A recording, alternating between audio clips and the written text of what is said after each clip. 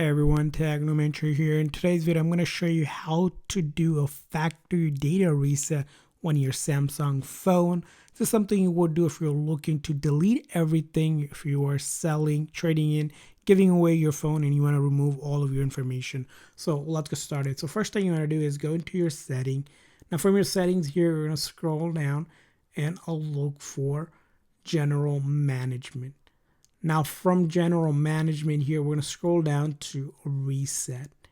Now in the reset section, one of the things you'll probably see up top is backing up your data, which I highly recommend before you do this, because once you do this, you cannot get your data back unless you back it up to your cloud backup or external backup, or if you move all of your information over to a new phone, if you upgrade it to it before doing this step. But if you're ready to do it, you're going to see, if you scroll down a little bit further, is factory data resets. If I tap on that, it's going to tell us basically what's going to get deleted. Basically everything that's on this device will get deleted.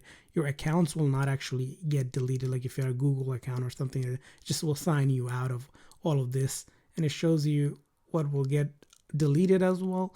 And then we'll hit a reset, enter our phone passcode or PIN, and finally it will give us the option. Keep in mind, all of your personal information and download apps will be erased and cannot be recovered. That's why it's important to back it up or already move it over before you do this. And once you're ready, you're going to click on delete all. It will take a few minutes to do it. During this process, make sure your phone is connected to a charger or has enough charge for the process to complete. But that's how you do it. I hope this video was helpful, so please consider the like and subscribe button for more tips and tricks. So see you guys next time.